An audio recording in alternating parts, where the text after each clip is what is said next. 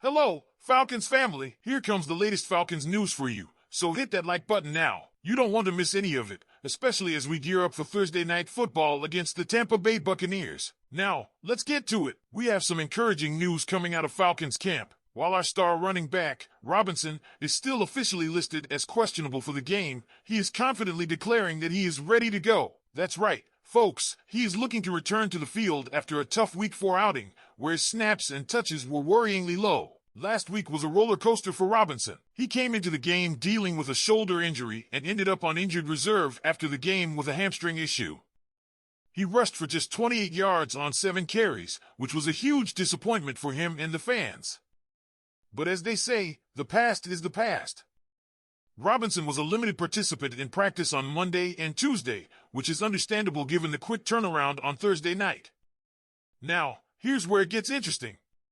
When asked about his status for the upcoming game against our rivals, the Buccaneers, he was upbeat. He said, "I'm fine, just a few minor cuts and bruises that I picked up, but I'm ready to go." That's the kind of attitude we love to hear from our star players. However, let's not forget that just because he's feeling good doesn't mean we're out of the woods entirely. Remember, those cuts and bruises kept him limited last week. The injuries were significant enough to prevent him from having the kind of impact we know he's capable of. So while he looks promising, we'll have to keep an eye on how he performs as we get closer to kickoff. His status may still be labeled as questionable, but I believe he'll suit up and make an impact on the field. Given the Falcons' need for a strong running game against the tough Buccaneers defense, I expect Robinson to take the lead and not share the carries in a 50-50 split like last week. We'll likely see Atlanta try to establish the run early, which means we'll see him back in his primary role. And let's not overlook his contributions in the passing game. Even when he was limited last week, he made his presence felt, and I expect him to do the same on Thursday. Robinson has been a game-changer for us, and his ability to impact the game in multiple ways makes him an essential part of our offensive strategy. Now, I want to hear from you, Falcons fans. What do you think of Robinson's return? Are you as excited as I am to see him back on the field, ready to run wild against the Buccaneers? Let us know in the comments below. As we've watched our Atlanta Falcons this season, one thing has become painfully clear: penalties have been a major hindrance to our offense. From touchdowns being negated to crucial yards lost, these penalties have stunted our growth and momentum. So let's take a look at what's going on, shall we? Atlanta Falcons offensive coordinator Zach Robinson said it best when he said, "Every penalty has its own story." This season, we've seen 13 specific penalties that have directly impacted our offensive success. That's a significant number, and the statistics paint a sobering picture. 5 of those penalties were on first downs, 6 on second downs, and 1 each on third and fourth downs. This pattern indicates that we've often put ourselves in long-distance situations, which are far from ideal. To illustrate just how serious this is, 10 of those penalties left the Falcons needing to gain at least 11 yards for a first down. Can you imagine the pressure on our offense in those situations? It's hard enough to convert a long play against any defense, let alone the quality teams we face every week. Zach Robinson emphasized the need to eliminate these scenarios, stating, "Definitely trying to eliminate them so we can eliminate those second and long, first and long. All those situations that are typically play killers."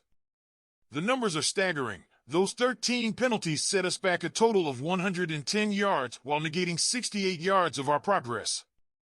That's a net loss of 42 yards. So even if we kept all the yards we gained during the plays that were called, we would still be moving in the wrong direction. When looking at the impact on our drives, the results are equally disappointing. Those penalties contributed to 12 different drives, with 6 ending in punts, resulting in field goals, and 2 resulting in turnovers. Most frustrating of all, none of those drives resulted in a touchdown. As Falcons head coach Raheem Morris put it, when you have penalties, it's always going to hurt you. Robinson, our talented running back, articulated the pain felt by players on the field. Penalties hurt every offense. Because you're on the right track, you're having a positive moment, but then having those penalties takes you back. And he's right. One of the most glaring examples of this came against the New Orleans Saints in Week 4, where quarterback Kirk Cousins' 19-yard touchdown pass to Robinson was nullified due to left tackle Jake Matthews' offensive holding. That drive ended in a field goal, costing us potential points and momentum.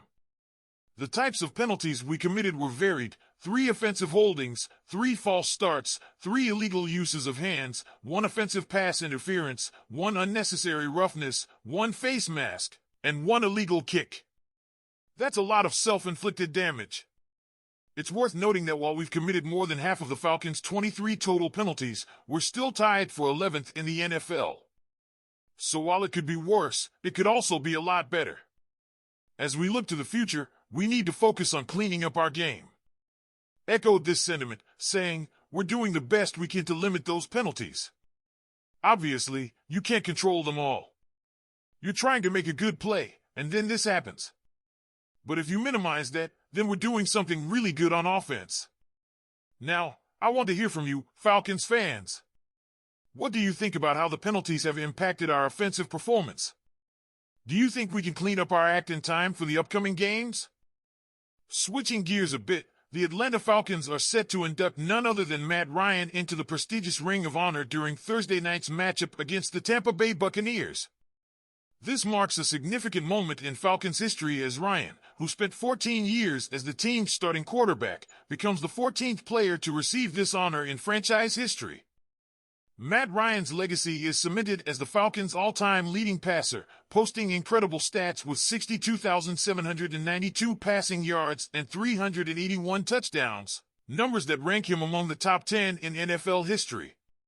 He's not just a record breaker, he's an icon, a leader who embodied the spirit of the Falcons and inspired generations of fans. Ryan played an integral role in the team's journey, including an MVP season and a memorable trip to the Super Bowl.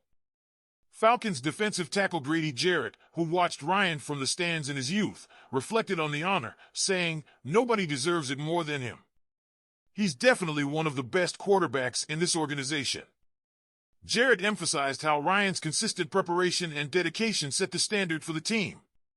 He fondly recalled their 7 seasons together, noting Ryan's ability to handle pressure and lead the team through triumphs and challenges. As Ryan transitions into his life after football, we're seeing him shine as a CBS color commentator and studio host, recently making an appearance on ESPN's Manningcast. But one burning question remains: does he have a future in the Hall of Fame? While Ryan believes he deserves the recognition, that's a conversation for another day. For now, let's celebrate Matt Ryan and the incredible legacy he leaves behind with the Falcons. What do you think of this well-deserved honor? Do you think Ryan is Hall of Fame material? Let us know in the comments.